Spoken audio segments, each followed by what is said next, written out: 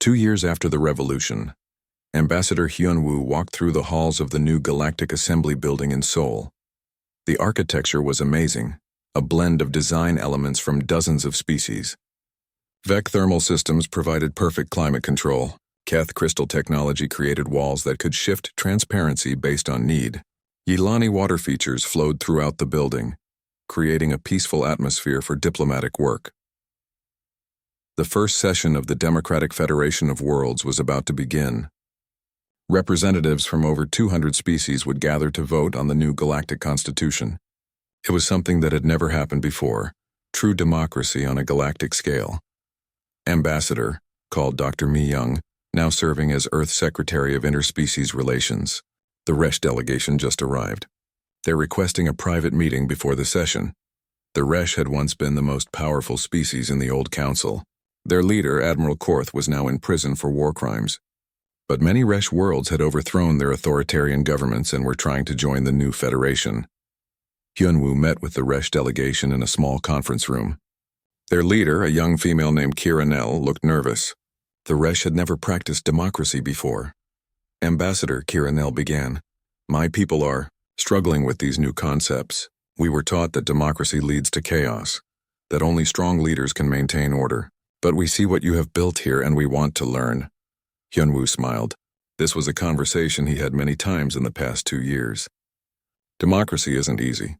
It requires people to work together, to compromise, to respect different opinions. But it's worth it because it means everyone has a voice. Even former enemies, especially former enemies. That's how we build lasting peace. The main assembly hall was filled with beings from across the galaxy. Some breathed air, others required water environments, and a few existed as pure energy.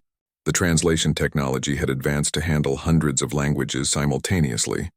Elder Nal Seth, now representing the Vec Republic, sat next to Captain Do Hyun, who had retired from the military to become Earth's representative. Nearby, a Keth delegate discussed mining rights with a Yilani engineer. Former slaves sat next to former masters, working together to build something new. "Friends," Hyunwoo announced as the session began, "we gather today not as conquerors or subjects, but as equals. The old galaxy was built on the idea that might makes right. Our new federation is built on the idea that every conscious being has value." The first vote was on the fundamental principles of the new government. The debate was intense but respectful. Some species worried about losing their traditional ways. Others feared that larger species would dominate smaller ones. But gradually, consensus emerged. The final vote was unanimous. The Democratic Federation of Worlds would be based on equality, individual rights, and the protection of all species, no matter how small or different. Admiral Do Hyun, now running the humanitarian fleet, received a priority message while attending the assembly. A new crisis had developed in the Outer Rim, where a plague was spreading among recently liberated worlds. "All ships prepare for immediate departure," he broadcast to his fleet. "We have people who need help." The humanitarian fleet was no longer just human ships. Vec medical vessels with advanced healing technology worked alongside Thranxi bioships that could create medicines from living organisms. Keth mining ships carried supplies, while Yilani water treatment vessels provided clean drinking water to affected worlds. On the plague-stricken world of Kelior, the fleet worked together in ways that amazed the local population. Human doctors worked with Thranxi healers who could actually sense disease in plants and animals. Vec engineers used their energy manipulation to power medical equipment. Yilani technicians created clean water systems to prevent further infection. "I have never seen such cooperation," said the Kelior planetary leader to Do Hyun. "Different species working as one people. Is this what the Federation offers?" "This is what we've always offered," Do Hyun replied. "The chance to be part of something bigger than ourselves." Back on Earth, Dr. Mi Young was conducting her daily walk through New Seoul's multi-species districts. The city had become a model for integration that was being copied across the galaxy. Children of different species played together in parks designed to accommodate various body types and environmental needs. She stopped to watch a group of youngsters playing a game that combined human soccer, Vec energy ball, and Keth crystal stacking. The rules had evolved naturally as the children taught each other their traditional games. Dr. Mi Young called a familiar voice. Elder Nal Seth approached, looking much healthier than when they first met. I wanted to thank you again for what your people did for us. We didn't save you, Mi Young replied. We just gave you a chance to save yourselves. And you've done more than survive. You've thrived. The children don't even remember the old galaxy, Nalseth observed, watching the mixed group at play. To them, this is normal. Different species living together, working together, being friends. Maybe that's the real victory, Mi Young said. Not changing minds, but raising a generation that never needed their minds changed. On the former Council capital world, now called Unity Station, massive construction projects were transforming the old authoritarian structures into open, democratic spaces. Former council buildings were being converted into schools, hospitals, and community centers. President Young-Soo was visiting to see the progress personally. The transformation was remarkable. Where once gray, oppressive towers had dominated the skyline, now colorful spires reached toward the stars. Each one designed to house multiple species comfortably. The psychological impact is incredible, reported the station's new administrator, a former council member who had embraced democratic ideals.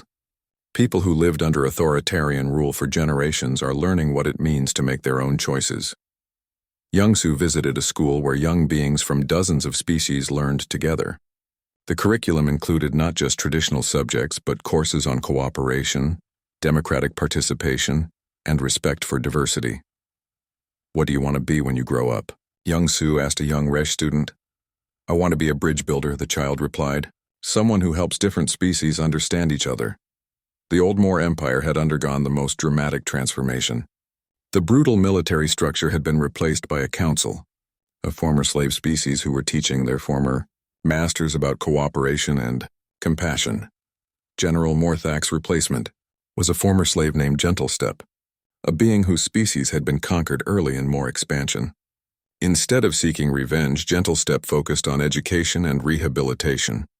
Cruelty is learned, Gentlestep explained to a gathering of former Moor officers. If it can be learned, it can be unlearned. We will teach our children to be strong through protection, not through domination. The process was not easy. Some former Moor soldiers struggled with the concept of equality.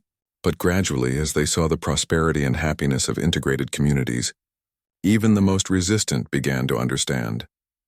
As the second anniversary of the revolution approached, Dr. Wu Jin published his comprehensive study on the technological advances that had emerged from species cooperation. The results were stunning. We have made more technological progress in 2 years than the galaxy achieved in the previous century, he reported. When different ways of thinking combine freely, innovation explodes.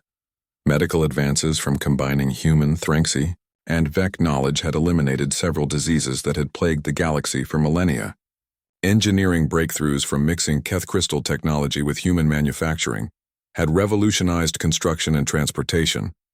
Most importantly, the psychological study showed that beings from integrated communities were happier, healthier, and more creative than those from segregated societies. As Dr. Mi Young stood in her favorite Seoul park, watching the sunset paint the sky in brilliant colors, Elder Nalseth joined her one more time. Your people gave us more than shelter, he said. Watching a human child help a young Vec who had fallen while playing.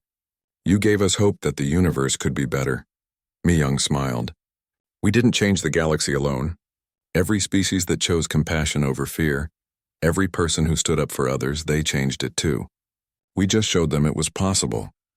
Above them, ships from across the galaxy arrived and departed peacefully from Earth's orbital stations. The planet that had once been cast out was now the heart of a civilization, based on cooperation instead of domination. As the twin suns set over New Seoul, the city's lights blended with the bioluminescent gardens of a dozen worlds, creating something beautiful and new. It was a testament to what the galaxy could become when no one was left behind. The revolution was complete, but the real work, building a better future for all conscious beings, would continue for generations to come. And at the center of it all remained the simple human belief that had started everything. Every life has value, and everyone deserves a second chance. The galaxy had learned that lesson well. The Battle of Kepler Nebula began at dawn ship time. Admiral Yun-hai stood on the bridge of the Terra Nova, watching the enemy fleet emerge from hyperspace like a swarm of angry insects. 800 council ships and 400 more vessels spread across the star field, their weapons already charging. All ships, this is Admiral Yun-hee. She broadcast to the Liberation Armada. Today we fight not just for ourselves but for every being in the galaxy who believes in freedom. Remember, we are not alone. What the Council and more forces did not know was that the battle had already begun on 1,000 other worlds. On the water world of Aquatica, Yilani resistance fighters emerged from the deep oceans. They had been hiding for months, using their natural abilities to avoid detection. Now they struck at Council bases, disabling orbital platforms and communication arrays. The crystalline beings called Balani had spread throughout Council space as refugees. Now they revealed their true power. Across dozens of worlds, they synchronized their light-based communication to create massive interference patterns. Council ships suddenly found their long-range communications cut off, their computer networks crashing, their coordination falling apart. On the industrial world of Keth Prime, the insectoid miners who had been forced into slavery by the Council rose up. Their knowledge of underground tunnels and crystal technology turned every mine into a fortress. Council troops found themselves fighting an enemy that could appear from anywhere and disappear just as quickly. But the most shocking revolt came from within the Moor Empire itself. The Tokari, shape-shifting beings who could look like any species, had infiltrated Moor military bases. For months they had been posing as Moor soldiers, learning enemy plans and waiting for the right moment. When the battle began, they struck from within. Moor ships found their own crew members turning against them. Command centers were destroyed by soldiers who were not really soldiers at all. In the nebula, the space battle was fierce. The Terra Nova led the human fleet in a desperate fight against overwhelming odds. Council ships poured laser fire into the gas clouds, trying to force the Liberation Armada into open space where they could be destroyed. Captain Haiwan commanded the boarding operations from her assault ship, the Defiant. Her crew was a mix of humans and refugees, all volunteers who had lost everything to Council and Moor aggression. "Target the enemy flagship," Haiwan ordered. "If we can take out their command ship, their coordination will collapse." The Death's Crown was the largest ship in the Moor fleet, a massive battlecruiser designed to inspire terror. Its hull was black as space, covered with weapons that could destroy entire cities. But Haiwan had studied its design and found a weakness. "All fighters concentrate on the port shield generators," she commanded. "One good hit and we can punch through." Human pilots flew beside Vec energy beings who had learned to operate small fighter craft. Keth engineers had modified human missiles with crystal technology that could penetrate the strongest armor. Working together, they broke through the Death's Crown's defenses. Haiwan's boarding team included some of the galaxy's best fighters. Medic So Young carried both human medical supplies and Thranxi healing plants. Vec warrior Nal Keth fought alongside human marines. The Keth engineer Tik Nalar had modified his crystal shell to become living armor. The inside of the Death's Crown was like a nightmare.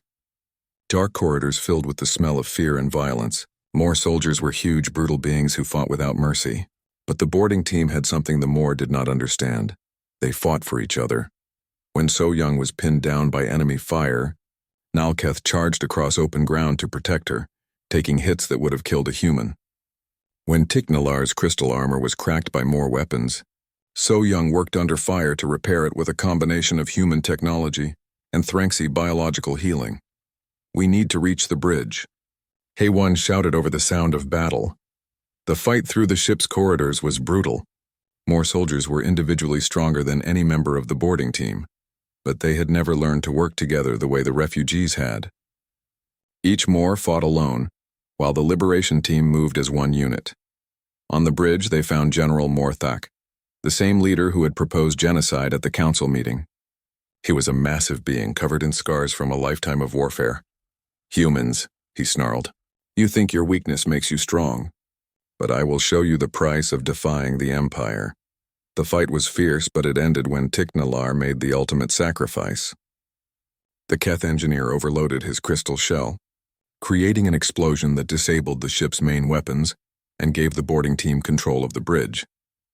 As Tiknalar died, his last words were translated by the ship's computer: "For all who dream of freedom." With the Death's Crown captured, the tide of battle began to turn. But the real victory was happening across the galaxy, as oppressed species rose up everywhere. The Moor Empire's slave worlds rebelled simultaneously. Species that had been conquered and enslaved for generations suddenly remembered what freedom felt like. They had seen what humanity and the refugees accomplished working together, and they wanted the same chance. On the Council's capital world, massive protests filled the streets. Citizens who had been told that authoritarian rule was necessary for order saw images of the diverse, peaceful communities on Earth and demanded change.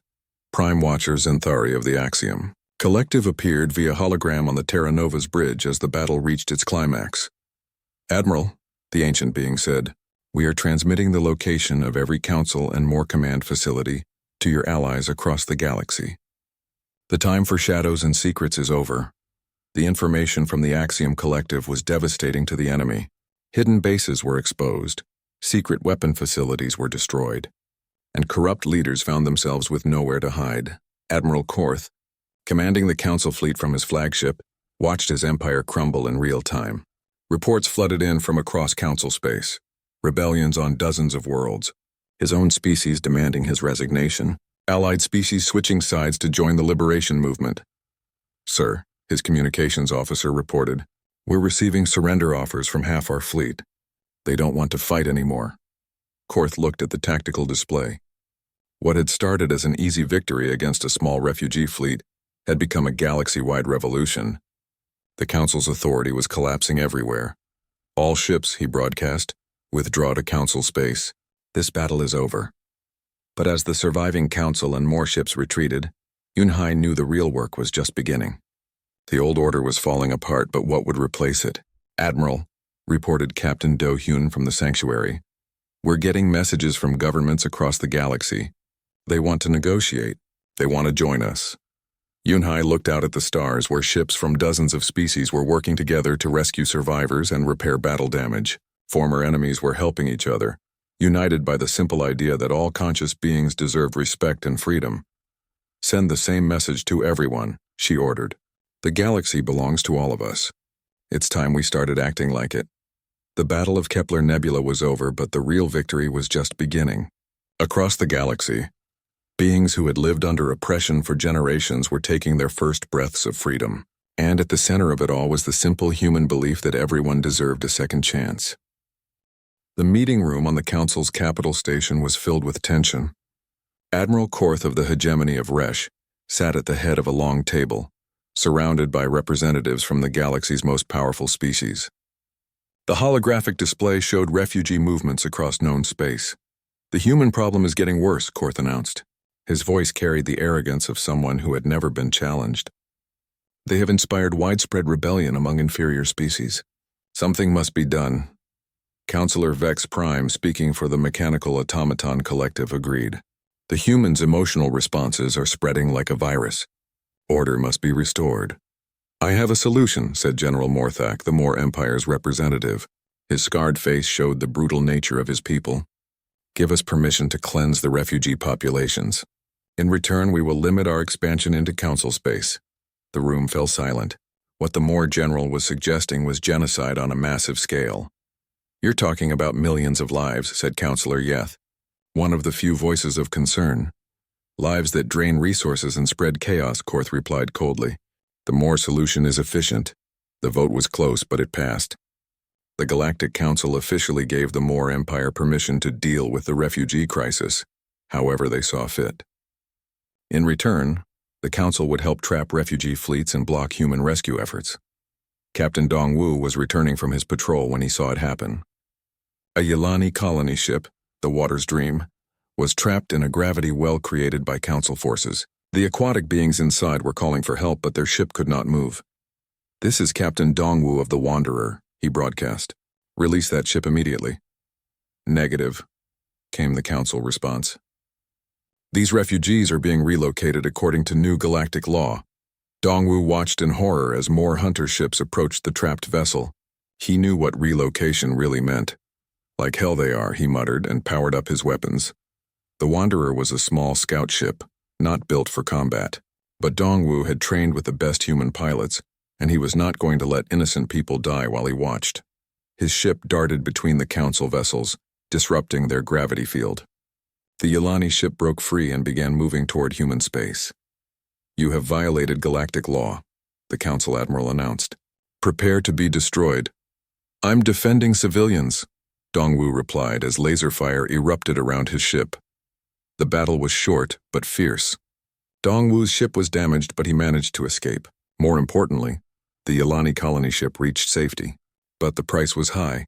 Humanity was now officially at war with both the Council and the Moor Empire. On Earth, the transformation was incredible. President Youngsu walked through New Seoul's International District, where beings from dozens of worlds lived and worked together. Vec thermal gardens provided heat for the entire area. Keth crystal spires reached toward the sky, housing families from multiple species. Yilani canals carried clean water through neighborhoods designed for both land and water dwellers. "The integration has exceeded all expectations," reported Dr. Mi Young, the Secretary of Refugee Affairs. "Crime rates have dropped to almost nothing. Different species are learning from each other faster than we can document it." Youngsu stopped at a playground where human children played with young Vec, Keth, and Yilani. A Threnxi family was teaching human kids how to grow plants with just their touch. The laughter was universal, needing no translation. "They think this is weakness," Youngsu said, watching the children play. "But look what we've built. We're not just stronger, we're better." Admiral Yunhai was preparing for the war she knew was coming. The combined refugee and human fleet was gathering at the Kepler Nebula, a region of space filled with gas clouds and asteroid fields that would provide cover. Her flagship, the Terra Nova, had been a colony ship before the war. Now it was the largest mobile base in human space, home to over 500,000 people from dozens of species. The ship's design reflected its diverse population. Sections built for different gravity levels, atmospheric controls for various breathing requirements, and common areas where all species could gather. "Fleet status report," Yunhai requested. "We have over 300 ships total," reported Captain Haiwan, her tactical officer. 60 are human military vessels. The rest are converted civilian ships, refugee transports that have been armed, and vessels donated by allied species." "Against how many enemies?" "Council intelligence suggests they're bringing over 800 ships. The Moor Empire is contributing another 400. We're outnumbered 3-1. Yunhai studied the tactical display. The numbers looked impossible, but she had something the enemy did not understand. "What they don't know," she said to her staff, "is that we're not fighting for conquest or control. We're fighting for our families, our homes, and our right to exist. That makes all the difference." The refugees had not been passive in preparing for war. Elder Nalseth worked with human engineers to install Vec energy shields on every ship in the fleet. Keth miners had hollowed out asteroids to create hidden weapons platforms. Yilani technicians had developed new communication systems that worked underwater, underground, and in space. Most surprising were the contributions from species humanity had thought were helpless. The Balani, crystalline beings who communicated through light patterns, revealed they could disrupt electronic systems across vast distances. The Zephyrin, energy entities like the Orzak but more advanced, offered to help with ship-to-ship combat in ways no one had imagined. "We underestimated them," admitted Dr. Wu Jin to his research team. "Every species the Council rejected had abilities that made them dangerous to authoritarian control. The Balani can break communication networks. The Zephyrin can disable ships. The Tokari can change their shape to look like any species. No wonder the Council wanted them gone." As the enemy fleet approached the Kepler Nebula, Yunhai received an unexpected message. It came from the Axiom Collective, the oldest known civilization in the galaxy. They had been silent for over 1,000 years, watching events from their hidden worlds. "Admiral Yunhai of Earth," came the ancient voice. "This is Prime Watcher Zinthari. We have observed the recent events with great interest."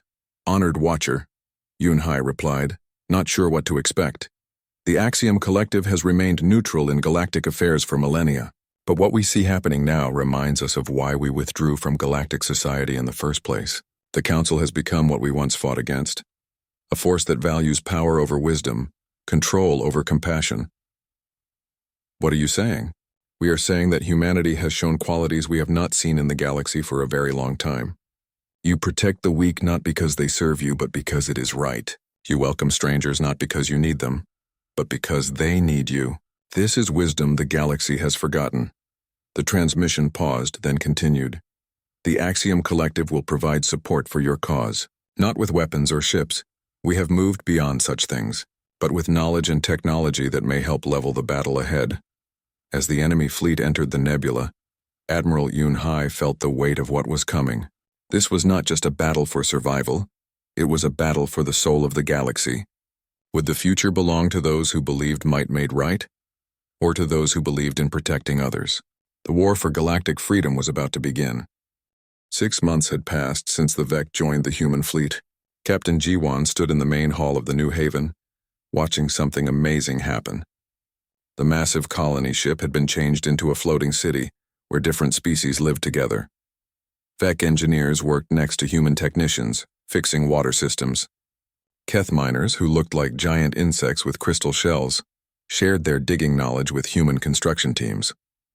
In the hydroponics bay, the aquatic Yelani used their underwater farming skills to grow food for everyone. "Daily report, Captain," said her first officer, Wu Jin. "Food production is up 15% thanks to Yelani techniques. The Keth have found 3 new mineral deposits on the asteroid we're mining, and the Orzak are helping us improve our energy systems." Jiwan nodded.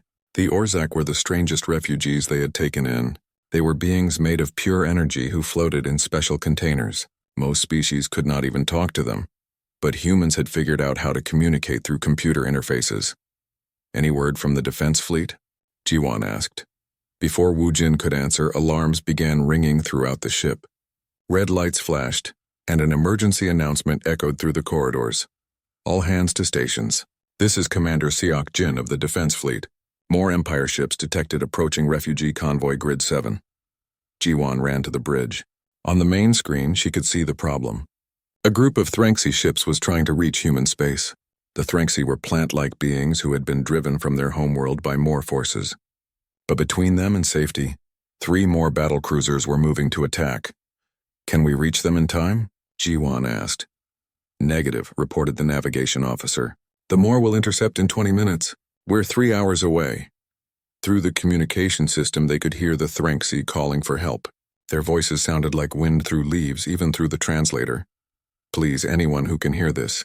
We have children aboard, families. We just want to live in peace." The Moor response was cold and cruel.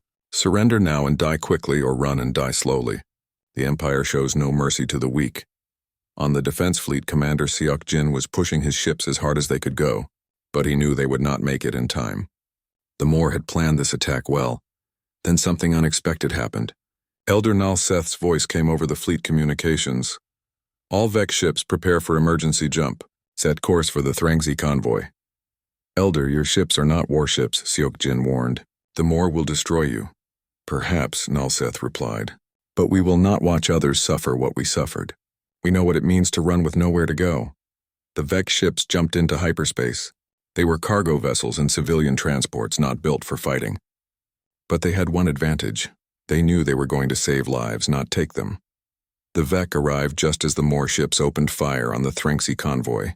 Without hesitation, the Vec ships moved between the attackers and the refugees. More weapons tore into Vec hulls, but the reptilian ships held their position. "This is Elder Nal Seth to Moor fleet," came the transmission. "These people are under our protection." The Moor commander laughed. "The protection of defeated cowards means nothing. Stand aside or burn with them." "We have been defeated before," Nal Seth said calmly. "But we learned something from humans.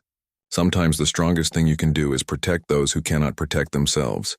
The battle was fierce but short. The Vec ships were damaged badly, but they gave the Threnxi time to escape toward human space. More importantly, they showed the galaxy something new: refugees standing up for other refugees. When the human defense fleet finally arrived, they found the Moor retreating. The Vec had won by refusing to run away. Back on Earth, President Youngsu was meeting with his advisors. The planet had changed dramatically in the past months. Cities now had districts designed for different species. Vec thermal gardens provided heating for entire neighborhoods. Keth crystal technology was being used in new buildings. Yelani canal systems brought water to desert areas. The refugee population is now over 2 million, reported the Secretary of Integration, Mi Young. They're not just surviving, they're thriving. Crime rates are down, Innovation is up and our economy is growing faster than ever. What about the Council's response? Young-Soo asked. His military advisor, Admiral Yun-hai, brought up a holographic display. They're getting more aggressive. Council ships have been spotted near refugee convoy routes. They're not just refusing to help anymore. They're actively interfering with rescue operations. And the Moor Empire, getting bolder. They see our protection of refugees as a sign of weakness. Their raids are increasing. Young-Soo looked out the window of his office. In the distance, he could see a Vec family walking through a park with their human neighbors. Children of different species played together on equipment designed to work for various body types. They think compassion is weakness, he said. But look what it's built. We're stronger now than we ever were alone. Dr. Wu Jin, Earth's lead scientist, had been studying the technology exchanges happening between species. His report was amazing. The integration is happening faster than anyone predicted, he told the Science Council. Vec energy shields work perfectly with human power systems. Keth mining equipment improves our construction abilities. Yilani water technology is solving drought problems on 6 colonies. It's like all these technologies were meant to work together. What do you mean? Asked Dr. Soo-jin. Think about it. Every species the Council rejected had something unique to offer. The Vec have energy manipulation. The Keth understand crystal technology. The Yilani know how to work with water and organic systems. The Threnxi have biological knowledge we never imagined. Separately, these are just different approaches. Together, they're revolutionary. Meanwhile, Captain Dongwu of the scout ship Wanderer was on a dangerous mission. He was watching Council space, trying to understand their new policies toward refugees. What he saw made him angry. A Council fleet had trapped a group of Yilani colony ships in a gravity well. The aquatic beings could not escape, and more hunters were moving in for the kill. This is Captain Dongwu to Council fleet, he transmitted. Those are civilians. Let them go. This is Admiral Korth of the hegemony of Resh, came the reply. These refugees are violating Council space. They will be dealt with according to law. What law allows murder? The law of survival. The weak must make way for the strong. Dongwu could not watch innocent people die. He powered up his ship's weapons and moved to help the Yilani. The Council ships immediately opened fire on him. All human vessels, this is Admiral Korth. You are now declared enemies of galactic peace. Any human ship found in Council space will be destroyed on sight. The message was transmitted across the galaxy. Humanity was no longer just cast out. They were officially at war with the Galactic Council. But as the news spread, something else happened. Refugee populations across the galaxy began organizing. The Vec shared their new shield technology. The Keth provided mining equipment for hidden bases. The Yilani created underground networks of safe houses on water worlds. For the first time in galactic history, the unwanted were working together. And at the center of it all was humanity. The species that had shown them that caring for others was not weakness, but the greatest strength of all. The war was coming, but they would not face it alone. Captain Do-hyun stood on the bridge of the UES sanctuary, staring at the endless stars. 3 months had passed since the Galactic Council threw humanity out of their grand civilization. They called humans a rogue species because Earth refused to give up democracy and individual rights. The Council wanted all species to follow their strict rules about how societies should work. Captain, we have a signal coming in, said Communications Officer Tai Min. His voice was tired. The whole crew was tired. Being cast out meant no safe ports, no trade deals, and no friends among the stars. Do-hyun walked over to the main screen. Put it through. The image showed dozens of damaged ships floating in space. They looked like they had been through a terrible war. Smoke came from their hulls and many had holes blown through their sides. These ships were much different from human vessels. They had a green-scaled appearance that reminded Do-hyun of reptiles. This is Elder Nal-Seth of the Vec Exodus fleet, came a weak voice. The translator made the words sound hollow and sad. We request aid. Our people are dying. Do-hyun knew about the Vec. They had lost a brutal war against the Moor Empire 6 months ago. The Moor were known across the galaxy for their cruelty. They did not just defeat enemies. They destroyed them completely. What do you need? Do-hyun asked. Food, medicine, radiation treatment. Our ships are poisoned from our homeworld's destruction. The Council has denied our requests for help. They say we chose our fate through weakness. Chief Medical Officer Soo-jin stepped forward. She had been listening from her station. Captain, if they have radiation poisoning, they don't have much time. Do-hyun thought about their situation. The Council had made it clear. Helping anyone without permission would make Earth an even bigger target. But looking at those dying ships, he could not just turn away. Tae-min, open a channel to the fleet, Do-hyun ordered. Sir, the Council will not like this, warned Commander Seok-jin from the tactical station. The Council already doesn't like us, Do-hyun replied. All ships prepare to render aid. Medical teams to transporter rooms. Engineering teams get those radiation scrubbers ready. The next few hours were chaos. Human ships moved close to the Vec vessels. Medical teams beamed over with supplies and equipment. Soo-jin worked without rest, trying to understand Vec biology so she could help them properly. Their blood is different from ours, Soo-jin reported over the comm. But the radiation damage works the same way. I can adapt our treatments. Engineer Tae-min was busy too. He designed portable machines that could clean radiation from the Vec ships. The technology was not perfect, but it would keep them alive long enough to find a real solution. Do-hyun visited one of the Vec ships personally. The corridors were dark and smelled of burnt metal. Vec refugees lay on the floors, too weak to move. Their scales had lost their green color and turned gray from sickness. Elder Nalseth met him near the ship's bridge. The old Vec was barely standing, but his eyes showed great intelligence and sadness. Why do you help us? Nalseth asked. The Council called your people primitive. They said humans think with emotion instead of logic. Do-hyun looked around at his medical teams working to save Vec lives. Maybe that's true, but we think every life has value. We can't just watch people die when we can help. Even strangers? Even a species you never met before? Especially strangers, Do-hyun said. That's what makes us who we are. Nalseth was quiet for a long moment. Then he spoke again. The Council worlds would never do this. They follow rules that say only strong species deserve to survive. They would let us die to avoid making enemies. We're already enemies of the Council, Do-hyun said. At least this way, we're enemies for doing the right thing. Over the next day, the human fleet worked to save as many Vec as possible. They shared food, medicine, and clean water. Engineering teams repaired what they could of the damaged ships. Most importantly, they showed the Vec that someone in the galaxy still cared about doing good. Soo-jin reported success with the medical treatments. We've stopped the radiation poisoning from getting worse. With time and proper care, most of them will recover.